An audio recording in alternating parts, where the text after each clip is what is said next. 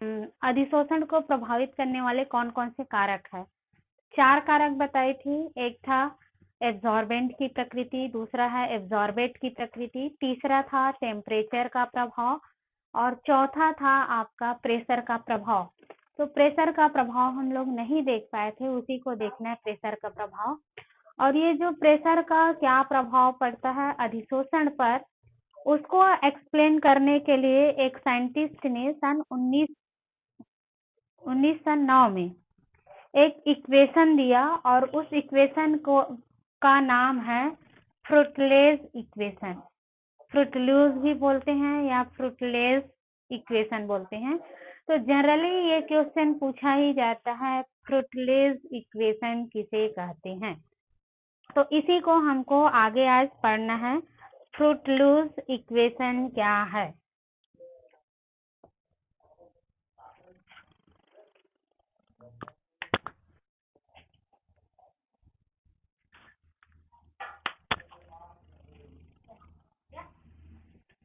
फ्रूटलूज equation, ये जो फ्रूटलूज equation है, ये जनरली प्रेशर का जो प्रभाव पड़ता है, प्रेशर का अधिशोषण पर जो इफेक्ट पड़ता है, उस इफेक्ट को समझाने के लिए सन 1909 में फ्रूटलूज नामक वैज्ञानिक ने एक इक्वेशन दिया और इन्हीं के नाम पर इस इक्वेशन को बोला जाता है फ्रूटलूज इक्वेशन। जब भी हम लोग अधिशोषण देखते हैं तो अधिशोषण में यदि हम प्रेशर बढ़ाते हैं, यदि प्रेशर हाई कर देते हैं, तो प्रेशर हाई करने पर उसका सरफेस एरिया भी क्या हो जाता है, बढ़ जाता है। और सरफेस एरिया अधिक होने के कारण एब्जॉर्प्शन भी अधिक होता है। तो इस चीज को आपको याद रखना है कि यदि प्रेशर हाई है, प्रेशर यदि हाई है, अधिक है, तो उस कंडीशन में एब्जॉर्प्शन जो है वो अधिक होगा।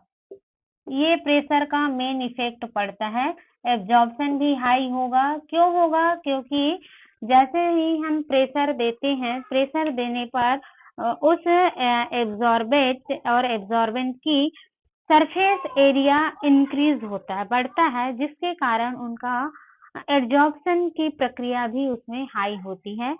इसी प्रेशर का अधिशोषण पर क्या इफेक्ट पड़ता है, उसको समझाने के लिए फ्रूटलूज ने इक्वेशन दिया। उस इक्वेशन को कहा जाता है फ्रूटलूज इक्वेशन।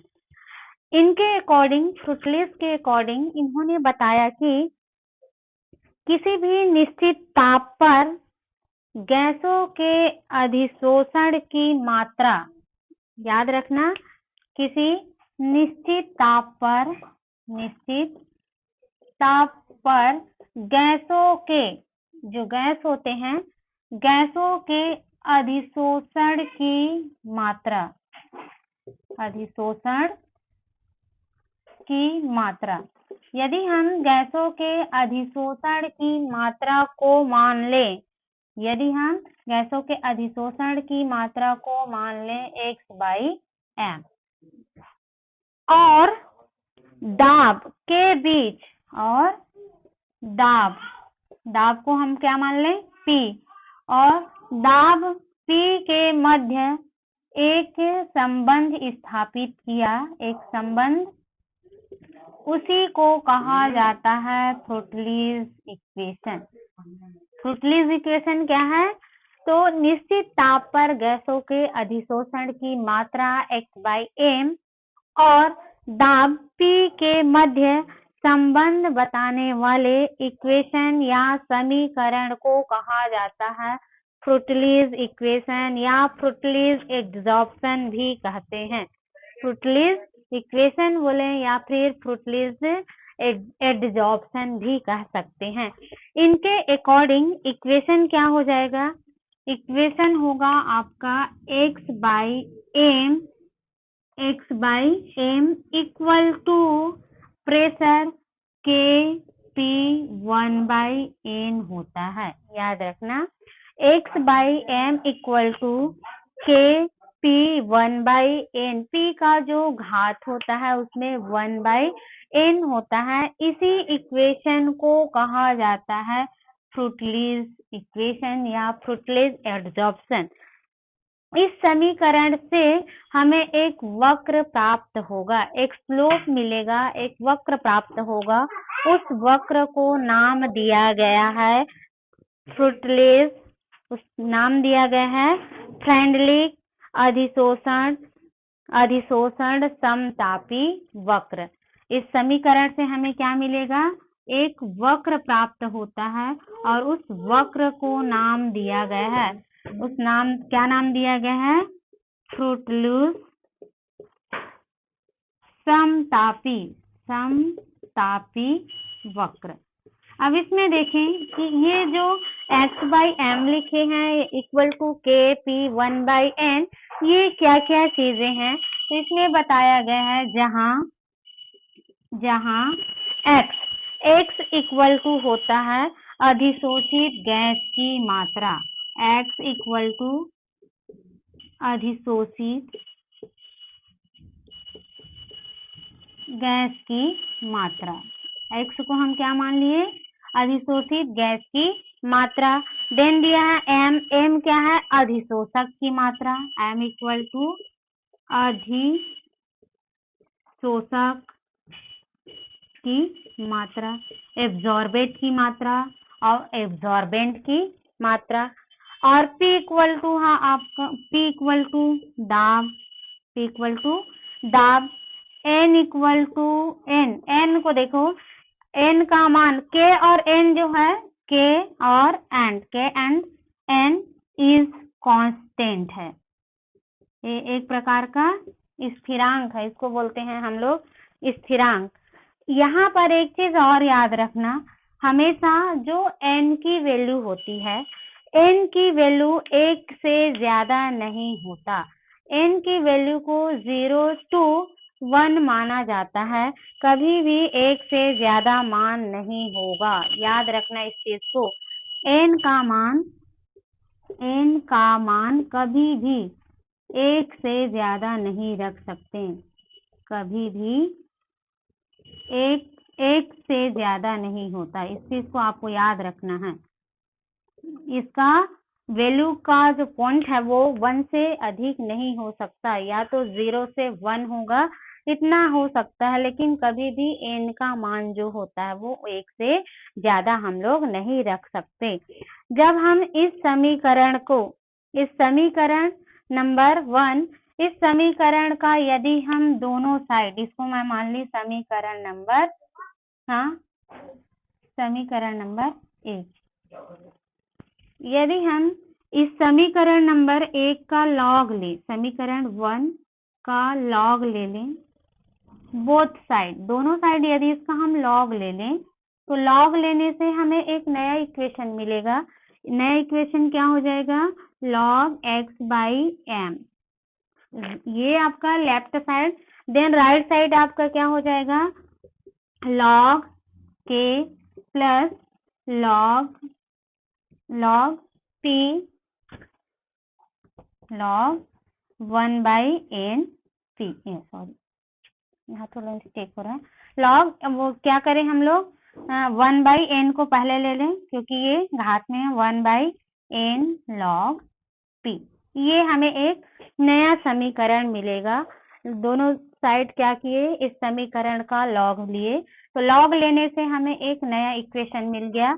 और नया इक्वेशन क्या है? log x/m equal to log k plus 1/n log p।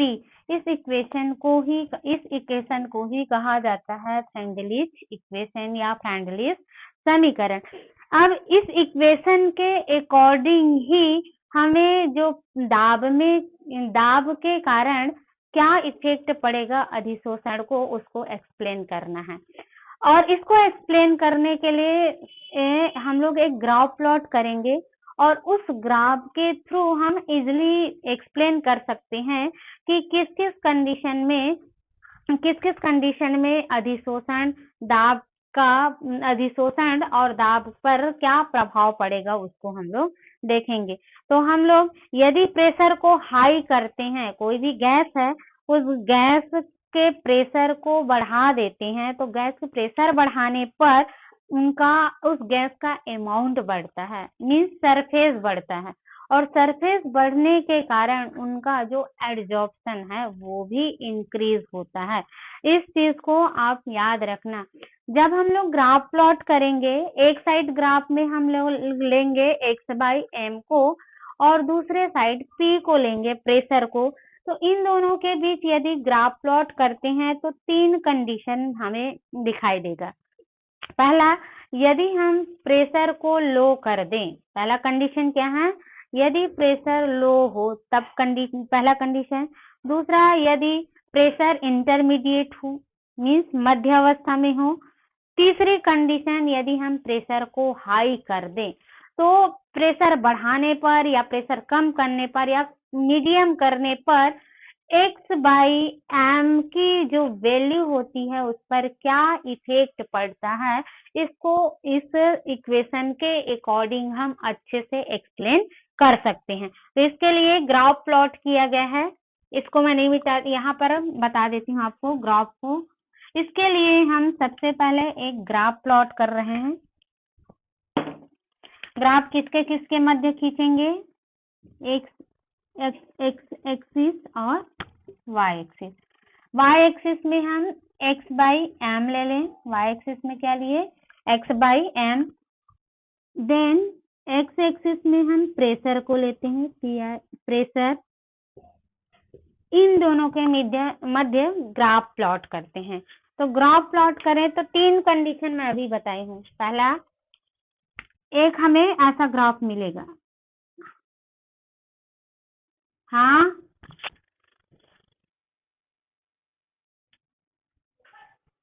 Video clear नहीं आ रहा है तो नेटवर्क भी नहीं हो, नेटवर्क नहीं होगा तुम लोग के साइड।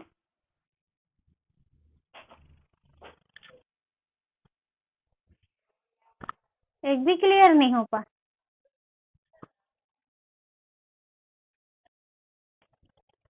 कैसे नहीं आ रहा है, रुको तो 2 मिनट वेट करना फिर, है ना।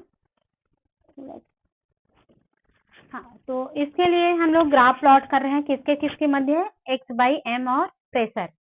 तो पहला 3 कंडीशन मैं आप लोग को बता रही हूँ। पहला, यदि हम क्या ले लें, लो प्रेशर, यदि प्रेशर को क्या कर दें, लो कर दें, पहला कंडीशन।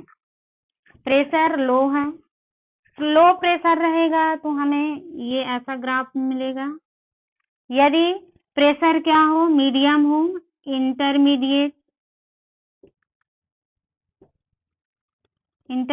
कर रहे हैं प्रेशर।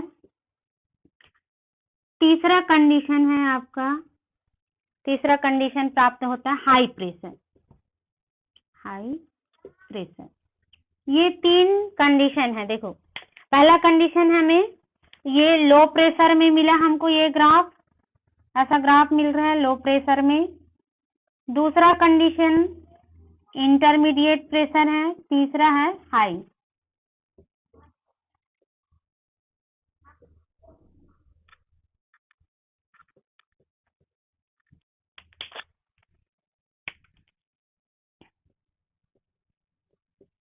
ये 3 ग्राफ प्लॉट हुआ अलग अलग। देखो, पहला कंडीशन, जब हम प्रेशर को कम करते हैं, पहला कंडीशन प्रेशर कम है, प्रेशर कम होता है उस कंडीशन में x/m, x और m का जो मान होता है वो p के प्रेशर के घात में 1 होता है। याद रखना, यदि हम x/m का जो वैल्यू है वो समानुपाती, देखो प्रेशर बढ़ा रहे हैं तो x/m का मान भी बढ़ रहा है। जब x/m का मान बढ़ता है तो p का जो वैल्यू होता है वो घात में 1 आता है, जब लो प्रेशर हो उस कंडीशन में। जब हम प्रेशर को क्या कर दें, मीडियम कर देते हैं, जब प्रेशर को मीडियम किया जाता है उस कंडीशन में x/m का जो मान होता है समानुपाती होता है 1/n के, दूसरा कंडीशन में। तीसरा कंडीशन, जब यदि प्रेशर को बहुत ज्यादा बढ़ा दें तो x/m का जो मान होता है वो p के घात में 0 आ जाता है। इस चीज को आपको याद रखना है। जब हम प्रेशर और x/m के मध्य ग्राफ प्लॉट करते हैं, तो जब लो प्रेशर है, कम दाब देते हैं, तो x/m का मान p के समानुपाती होता है। मीन्स प्रेशर बढ़ाएंगे तो x/m का मान भी बढ़ेगा। दूसरा कंडीशन में जब प्रेशर को इससे थोड़ा और मीडियम कंडीशन में ले आए, थोड़ा सा बढ़ा दे और थोड़ा सा हाई से कम हो, उस कंडीशन में x/m का मान भी बढ़ेगा और p का मान भी बढ़ेगा और वह कितना हो जाएगा, 1/n के बराबर होता है। लेकिन तीसरा कंडीशन, जब हम प्रेशर बढ़ाते हैं, देखो कोई भी वस्तु है या कोई भी गैस है, वो एक निश्चित प्रेशर ही एब्जॉर्ब कर सकता है। यदि हम उससे ज्यादा प्रेशर देते हैं तो उसमें एब्जॉर्प्शन की क्रिया जो होगी वो नहीं होगी। तो उस कंडीशन में हम कितना भी प्रेशर दें, उसमें किसी भी प्रकार का एब्जॉर्प्शन नहीं होता है। इस कंडीशन में जब हाई प्रेशर देते हैं तो x/m समानुपाती होता है p का, लेकिन p की जो घात होती है वो इक्वल टू हो जाता है 0 का। तो ये 3 इफेक्ट पड़ता है प्रेशर का, जब हम प्रेशर को लो कर दें, जब हम प्रेशर को हाई कर दें और जब प्रेशर को इंटरमीडिएट करते हैं। तो उस कंडीशन में क्या होती है, लो प्रेशर बढ़ाने पर एब्जॉर्प्शन क्या हो रहा है, बढ़ता है। प्रेशर लो है, एब्जॉर्प्शन बढ़ रहा है। फिर क्यों बढ़ रहा है एब्जॉर्प्शन, क्योंकि कोई भी गैस है उसका सरफेस एरिया यहाँ पर रहता है। लेकिन फिर जैसे जैसे बहुत ज्यादा प्रेशर बढ़ा देते हैं तो उस पदार्थ का सरफेस एरिया ही, जैसे ये सरफेस एरिया है, इस सरफेस एरिया में उस पदार्थ, कोई भी पदार्थ लेंगे उसका सरफेस पूरी तरह से क्या हो जाता है, खत्म हो जाता है। और जब सरफेस ही खत्म हो गया तो आप कितना भी प्रेशर डालें उस पर, कितना भी हम उसको प्रेशर दें, x/m के मान नहीं बढ़ता। इस चीज को याद रखना। मतलब ये है कि यदि सरफेस एरिया उस गैस का खत्म हो गया हो तो p का मान जो होता है वो एक कांस्टेंट हो जाता है। p का मान कैसा हो जाता है, कांस्टेंट। मीन्स x और m का मान नहीं बढ़ता, वो कांस्टेंट हो जाता है। मीन्स p इक्वल टू 0 या x/m का जो मान होता है वो कितना हो जाता है, 0 हो जाता है। इस ग्राफ के अकॉर्डिंग हम लोग को समझ में आता है।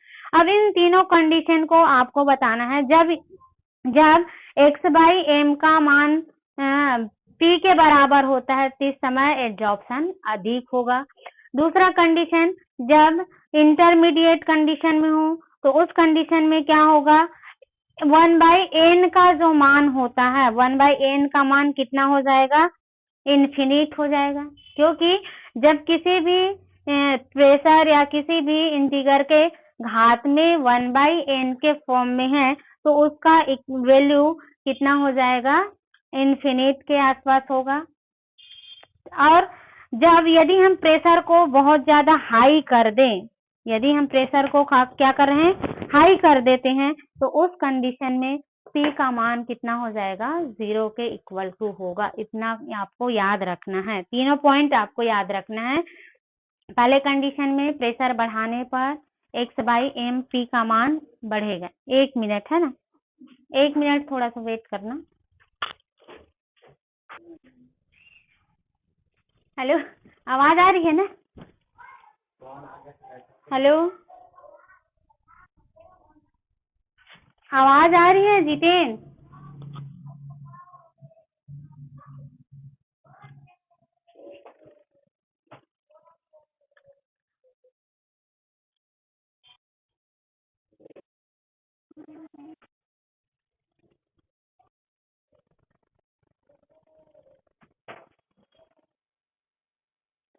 अब आएगा, आ रहा है? हाँ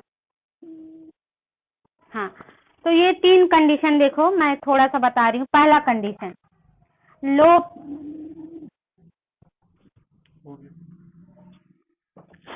पहला कंडीशन लो प्रेशर, दूसरा condition intermediate pressure, mediate pressure. तीसरा कंडीशन है हाई प्रेशर। ये 3 कंडीशन है। देखो पहला कंडीशन में क्या है, x/m का मान जो है वो p के बराबर होगा। x/m एक समानुपाती होगा p1 का। तो x/m kp के बराबर होगा पहला कंडीशन में। मतलब हम यदि प्रेशर बढ़ाएंगे तो अधिशोषण की मात्रा क्या होगी, बढ़ेगी, पहला कंडीशन में, जो कि इस ग्राफ के थ्रू एक्सप्लेन हो रहा है या क्लियरिटी के साथ इस ग्राफ में आपको दिखाई दे रहा है कि जब हम प्रेशर बढ़ाएंगे तो अधिशोषण की मात्रा बढ़ेगा। दूसरा कंडीशन हाई प्रेशर। यदि हम प्रेशर को क्या कर दें, हाई कर देते हैं तो x/m समानुपाती हो जाता है किसका, P0 का, और P0 का समानुपाती होता है तो x/m इक्वल टू ये क्या हो जाएगा, Kp। और जब घात में यहाँ पर 0 है, घात में यहाँ पर क्या हो रहा है, 0, तो 0 घात में हो रहा है, मतलब इसकी वैल्यू देखें यदि हम, तो x/m की जो वैल्यू है वो डिपेंड करेगा किस पर, इस प्रेशर के जो पावर होता है उस पर डिपेंड करेगा। यदि पावर में 1 से 0 के बीच होता है, हमेशा वैल्यू जो है वो किसके बीच रहेगा, 0 और 1 के बीच रहेगा, तो प्रेशर यहाँ पर डिपेंड नहीं करेगा। मीन्स x/m का मान जो है वो किसके इक्वल टू आ जाएगा, इन्फिनिट के इक्वल टू हो जाएगा। इंटरमीडिएट कंडीशन में क्या होता है, x/m समानुपाती हो जाता है आपका p 1/n का, घात में क्या है 1/m, तो x/m equal to k p 1/n, और 1/n है तो ये जो वैल्यू है या तो 0 से 1 के इक्वल टू होगा। मतलब ये है कि 1/n का मान कितना हो जाएगा आपका, 0 के इक्वल टू होता है। ये 3 कंडीशन इसके अकॉर्डिंग बताया गया है, और इसी को बोलते हैं प्रेशर का एड्जॉर्प्शन पर क्या इफेक्ट पड़ता है। तो लो प्रेशर है तो एड्जॉर्प्शन अधिक होगा, यदि हम बढ़ा दे प्रेशर को तो वहां पर एड्जॉर्प्शन जो होगा वो कम होगा। लेकिन बहुत ज्यादा यदि हम प्रेशर देते हैं तो उस कंडीशन में प्रेशर पर डिपेंड नहीं करेगा x/m की वैल्यू। और इसी पूरे समीकरण, ग्राफ और इसको समझाने के लिए ही फ्रेंडलिच ने ये समीकरण एक्सप्लेन किया गया है, या ये इक्वेशन दिया गया, और इसी इक्वेशन को कहा जाता है फ्रेंडलिच इक्वेशन। इतना आपको याद रखना है कि इस कंडीशन में n का मान क्या आ जाएगा, 0 आएगा, और इस कंडीशन में आपका n का मान यहाँ पर 0 है तो यहाँ पर इन्फिनिट यहाँ पर 1 आएगा ना, बढ़ेगा यहाँ पर, क्योंकि 1/n है यहाँ पर घात, 1/n 1 है घात, तो यहाँ पर इसकी वैल्यू क्या हो जाएगी, 1। तो इन दोनों कंडीशन में वैल्यू इंक्रीज होगा, और इस कंडीशन में प्रेशर जो है वो क्या हो जाएगी, x/m की मान कम होगा, मतलब प्रेशर पर डिपेंड नहीं करेगा। तो इतना क्लियर है, समझ में आया, बन जाएगा इतना। तो इतना आपको इसमें इसके अकॉर्डिंग आपको देखना है। और एक दूसरा ग्राफ प्लॉट किया गया है किसके किसके मध्य, ये दूसरा समीकरण जो हमें मिला हुआ है, दूसरा समीकरण log x/m upon log k plus 1/n log p। तो जब हम log x/m और प्रेशर के मध्य ग्राफ प्लॉट करते हैं, log x/m और log p के मध्य ग्राफ प्लॉट करते हैं, तो हमें स्लोप मिलता है। स्लोप कहाँ पर मिलेगा, 1/n, स्लोप मिलेगा 1/n पर स्लोप मिलेगा, और एक स्ट्रेट लाइन ग्राफ मिलेगा। और इंटरसेप्शन देखेंगे, इसमें इंटरसेप्ट जो मिलेगा, हाँ हाँ हाँ बोलो ना,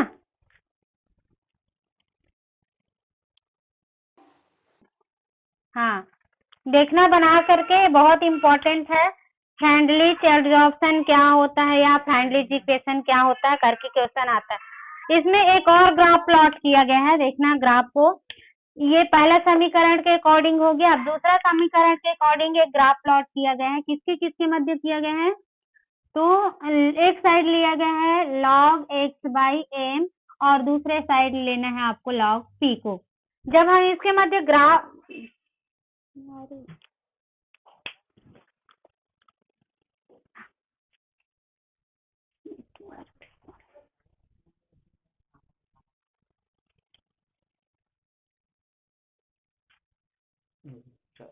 याद रखना इसको, ये स्ट्रेट लाइन ग्राफ मिलेगा और यहाँ पर स्लोप जो है ढाल, ये इस कंडीशन में मिलेगा। यहाँ पर इसका ढाल मिलेगा, स्लोप मिलेगा वो 1/n मिलेगा।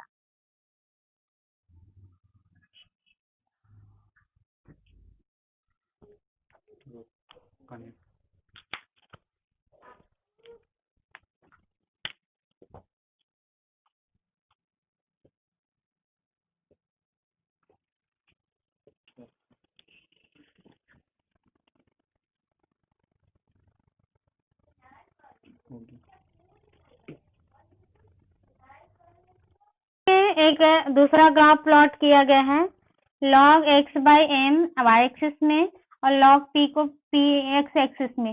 तो हमें इंटरसेप्ट मिलता है log k पर और स्लोप मिलेगा 1/n पर, याद रखना। और जब यहाँ से हम स्लोप की वैल्यू निकालेंगे तो स्लोप इक्वल टू क्या हो जाएगा, या करके इसको लिख सकते हैं स्लोप बोल रही हूँ, n की वैल्यू निकाले यहाँ से तो n इक्वल टू हो जाएगा 1/स्लोप। इतना आपको फ्रेंडलीज एडजॉर्प्शन में एक्सप्लेन करना है और ये 3 या 5 नंबर के क्वेश्चन में आता है। इसको बहुत ही इम्पोर्टेंट है, ये बहुत ही इम्पोर्टेंट है, आप अच्छे से इसको प्रैक्टिस कर लेना। फ्रेंडलीज एडजॉर्प्शन क्या है या फ्रेंडलीज इक्वेशन किसे कहते हैं, तो इसको आपको एक्सप्लेन करना। तो ये हो गया आपका प्रेशर का क्या इफेक्ट पड़ता है एडजॉर्प्शन पर वो।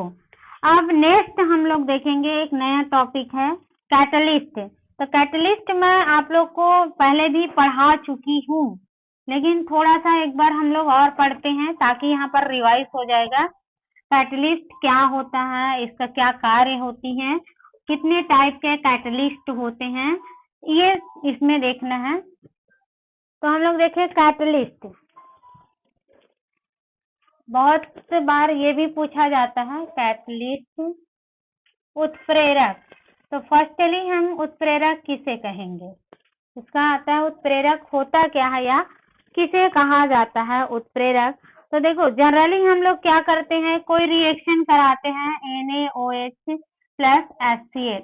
जब इसकी हम रिएक्शन कराते हैं तो इसकी रिएक्शन कराने से हमें क्या मिलेगा, NaCl सॉल्ट मिलता है और वाटर। क्या मिल गया आपका, सॉल्ट मिला और वाटर। दूसरा और इक्वेशन ले, यदि हम सिल्वर नाइट्रेट AgNO3 की क्रिया करा दें HCl से तो हमें क्या मिल जाएगा, AgCl। ये जो केमिकल रिएक्शन होती है वो देखा जाए तो विद इन सेकेंड रिएक्शन होता है। ये रिएक्शन कुछ ही सेकेंड में कंप्लीट हो जाती है।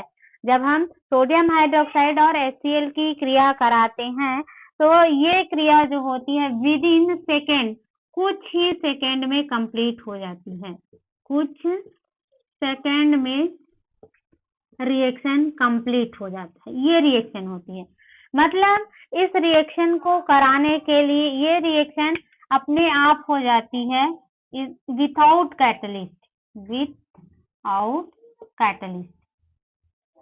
ये देखो ये पहला कंडीशन। दूसरा कंडीशन, जब हम 2KCl, पहला कंडीशन है ये। दूसरा कंडीशन देखें, जब हम 2KClO3 है, 2KClO3 को जब हम हीट करते हैं, गर्म करते हैं, तो ये कन्वर्ट होता है 2KCl पोटेशियम क्लोराइड और 3O2 में ये कन्वर्ट हो जाता है। जब इसको हम गर्म करते हैं तो ये किस में कन्वर्ट हो गया, 2KCl और 3O2। ये जो रिएक्शंस होती है, ये रिएक्शन जो है वो लगभग 3 से 4 घंटे में कंप्लीट होती है। ये जो रिएक्शन होती है वो कैसा है, तो लगभग ये 4 आवर्स रिएक्शन होती है, 4 घंटे में कंप्लीट होती है ये रिएक्शन। देखो दोनों में अंतर क्या है, पहले जो रिएक्शन बताई हूँ वो रिएक्शन जो है वो विद इन अ सेकेंड, कुछ ही सेकेंड में कंप्लीट हो जाती है। जब हम सोडियम हाइड्रोक्साइड में HCl डालते हैं तो डायरेक्ट साल्ट और वाटर का फॉर्मेशन हो जाता है, तुरंत कुछ ही सेकेंड में रिएक्शन कंप्लीट हो जाती है। लेकिन जब हम 2KCl को गर्म करते हैं तो ये क्रिया कंप्लीट होने के लिए लगभग 4 घंटे का समय लगता है। तो ऐसा कंडीशन में जब किसी भी रिएक्शन को कराने के लिए बहुत अधिक समय लगता है तो उस रिएक्शन को यदि हमें फास्ट कराना है, जैसे 4 घंटे का रिएक्शन है, उस रिएक्शन को यदि हम 10 मिनट में कराएं या 5 मिनट में कराएं तो उसको कराने के लिए हमें उस रिएक्शन में कुछ ऐसे अदर पदार्थ, दूसरे पदार्थ को मिलाना पड़ता है जो उस रिएक्शन को तेज कर दे, वो उस रिएक्शन को कंप्लीट करने में उसकी मदद कर दे। तो ऐसे पदार्थ को ही कहा जाता है कैटलिस्ट। कैटलिस्ट किसे कहते हैं? उत्प्रेरक, जो कोई भी रासायनिक अभिक्रिया की जो समय होती है, रासायनिक अभिक्रिया होने की समय को कम कर दे और उस क्रिया को जल्दी कंप्लीट होने के लिए, जल्दी पूर्ण होने के लिए उसको उत्प्रेरित करे, उत्प्रेरित करता है तो उसे कहा जाता है उत्प्रेरक।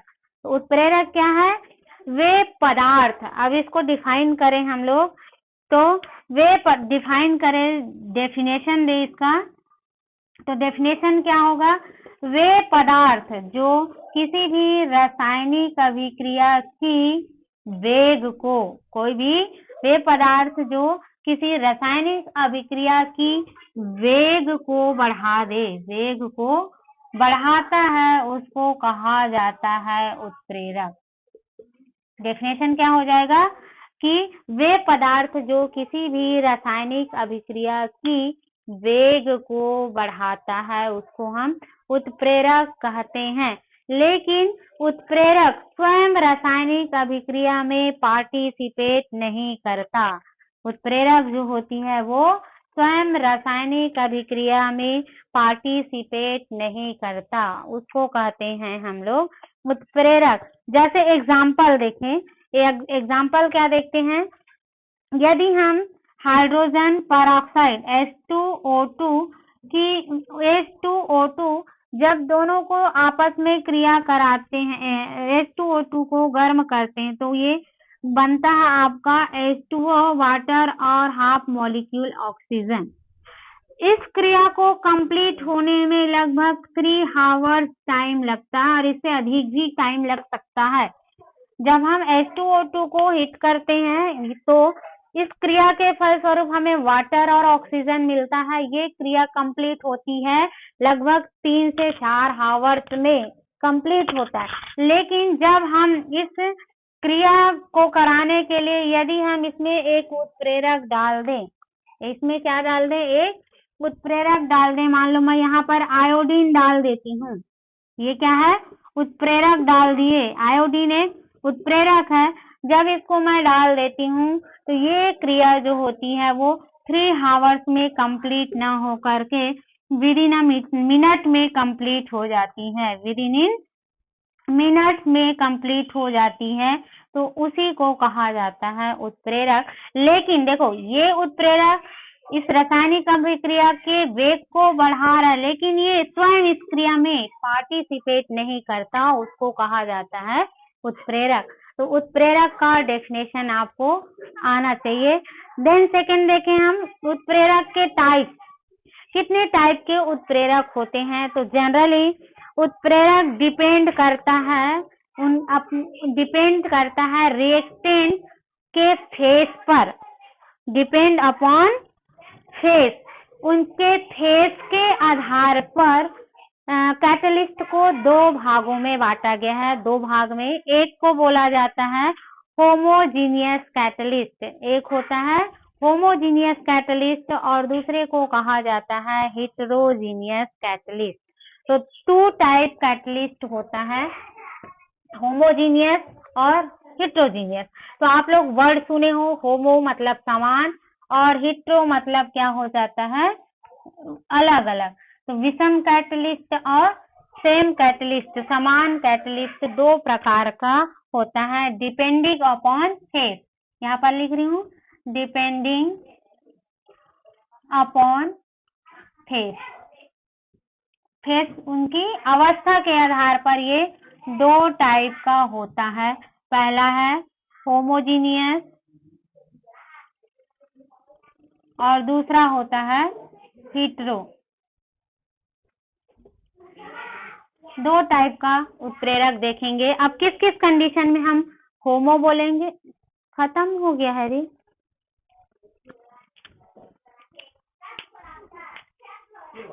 खत्म हो गया क्या? 5 मिनट बाद होमोजीनियस और खत्म हो गया। होमोजीनियस और हेट्रोजीनियस। होमोजीनियस किस कंडीशन को बोलेंगे? तो होमोजीनियस के लिए बताया गया है यदि जो रिएक्टेंट लेंगे, यदि रिएक्टेंट और उत्प्रेरक, जो रिएक्टेंट लेंगे और उत्प्रेरक दोनों, या सीधा सीधा बोला जाए कि जो रिएक्टेंट होता है वो यदि सेम फेस में हो, यदि एक से अधिक रिएक्टेंट ले रहे हैं और दोनों रिएक्टेंट यदि सेम अवस्था में हो तो उसको बोलते हैं हम लोग होमोजीनियस कैटलिस्ट। इसको एग्जांपल के थ्रू मैं समझा रही हूँ आपको। जैसे हम CH3 COOC2H5 ये ले रहे हैं और ये किस कंडीशन में है? लिक्विड फेस में है। CH3 CCO2H। अब जब हम इसकी क्रिया कराते हैं वाटर के साथ, और वाटर भी कैसा है? लिक्विड फेस में है। दोनों कैसा है? तो ये भी लिक्विड फेज में है और ये भी लिक्विड, दोनों द्रव अवस्था में है।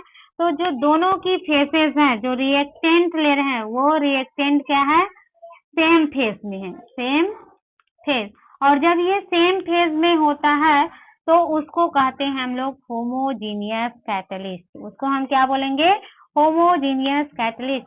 यहाँ पर एक चीज और याद रखना कि कभी भी हम प्रोडक्ट के फेसेस को नहीं देखते। याद रखना, कभी भी हम प्रोडक्ट है उसके फेस को नहीं देखते। प्रोडक्ट लिक्विड में रहे, सॉलिड में रहे या गैसेस में रहे, वो कुछ भी अवस्था में रहे, लेकिन जो रिएक्टेंट होता है वो हमेशा सेम फेज में हो तो उसको बोलते हैं हम लोग होमोजीनियस कैटलिस्ट। होमोजीनियस कैटलिस्ट का डेफिनेशन क्या होगा? A catalyst which exist in the same phase as the reactant in is called homogeneous catalyst। heterogeneous catalyst किसको बोलेंगे? ऐसे कैटलिस्ट जिसमें रिएक्टेंट जो है वो अलग अलग अवस्था में, अलग अलग फेस में उपस्थित हो तो उसको बोलेंगे हम लोग हेट्रोजीनियस कैटलिस्ट। इसका एग्जांपल देखें। जैसे एग्जांपल है आपका, जैसे एग्जांपल देखो हेट्रोजीनियस का बता रही हूँ।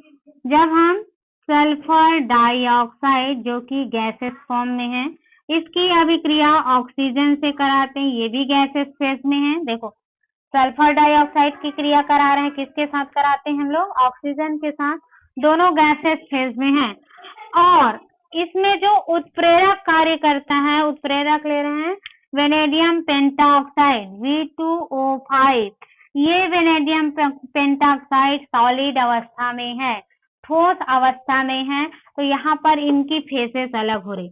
यदि जो उत्प्रेरक है एस वेनेडियम पेंटाऑक्साइड ले रहे हैं वो, और रिएक्टेंट अलग अलग अवस्था में है तो उसको कहा जाता है हेट्रोजीनियस कैटलिस्ट। और इनके अकॉर्डिंग बनेगा क्या? सल्फर ट्राइऑक्साइड बनेगा, SO3 सल्फर ट्राइऑक्साइड बनेगा। तो ये होता है हेट्रोजीनियस कैटलिस्ट। होमोजीनियस में दोनों जो रिएक्टेंट है वो सेम फेज में होता है और हेट्रोजीनियस में जो रिएक्टेंट और उत्प्रेरक जो लेते हैं वो यदि डिफरेंट अलग अलग फेज में हो तो उसको हम बोलते हैं हेट्रोजीनियस कैटलिस्ट। इसमें बेसिक जो पूछा जाता है वो है डिफरेंट। होमोजीनियस और हेट्रोजीनियस कैटलिस्ट में क्या क्या अंतर पाया जाता है उसको आपको याद रखना है। तो पहला अंतर क्या हो जाएगा? होमोजीनियस जो है वो उसमें कैटलिस्ट और रिएक्टेंट दोनों एक से सिंगल फेज में होना चाहिए। सिंगल फेज में होना चाहिए कौन कौन सा सिंगल फेज में होना चाहिए? तो रिएक्टेंट और कैटलिस्ट दोनों सिंगल फेज में हो तो उसको हम होमोजीनियस, और यदि रिएक्टेंट और कैटलिस्ट डिफरेंट फेज में हो तो उसको हम बोलेंगे हेट्रोजीनियस। खत्म हो गया।